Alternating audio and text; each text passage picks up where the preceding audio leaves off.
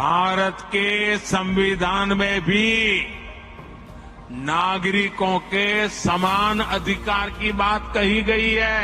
Supreme court डंडा मारती है, कह रही है कॉमन सिविल कोड लाओ। समान नागरिक संहिता को लेकर मंगलवार को पीएम मोदी ने एक बयान दिया था, जिसे देश भर में एक बहस छिड़ गई है।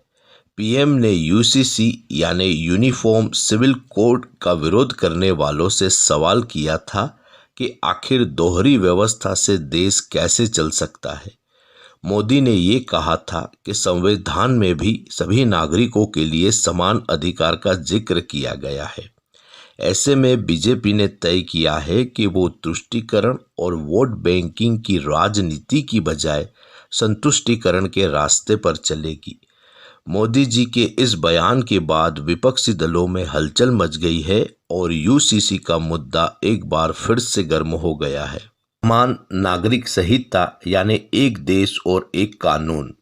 जिस देश में भी समान नागरिक संहिता लागू होती है, उस देश में विवाह, तलाक, बच्चों को गोद लेना, संपत्ति के बंटवारे से लेकर अन्य सभी विषयों को लेकर जो भी कानून बनाए गए हैं, वह सभी धर्म के नागरिकों को समान रूप से मानना है। भारत में गोवा एकमात्र ऐसा राज्य है जहां यूसीसी लागू है। संविधान में गोवा को विशेष राज्य का दर्जा दिया गया है। इसे गोवा सिविल कोड के नाम से भी जाना जाता है। समान नागरिक कानून का जिक्र पहली बार 1835 में ब्रिटिश काल में किया गया था।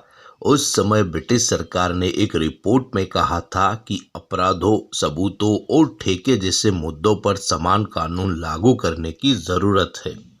संविधान में अनुच्छेद 44 में सभी नागरिकों के लिए समान कानून लागू करने की बात की गई है, लेकिन फिर भी भारत में अब तक इसे लागू नहीं किया जा सका।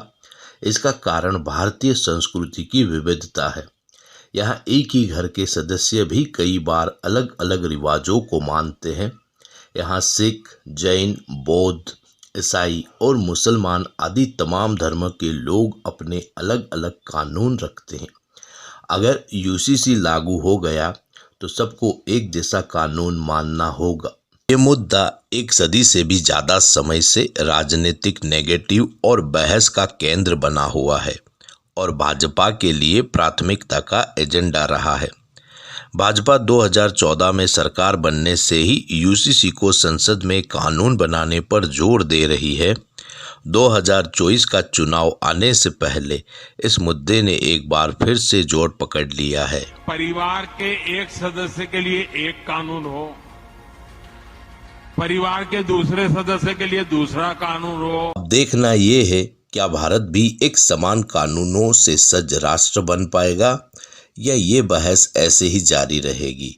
दोस्तों, यूसीसी कानून भारत में लागू होना चाहिए या नहीं, इस पर आपके क्या ख्याल है, हमें कमेंट में ज़रूर बताइए। और वीडियो अच्छी लगे तो लाइक कीजिए, शेयर कीजिए एंड चैनल को सब्सक्राइब कीजिए। Thanks for watching.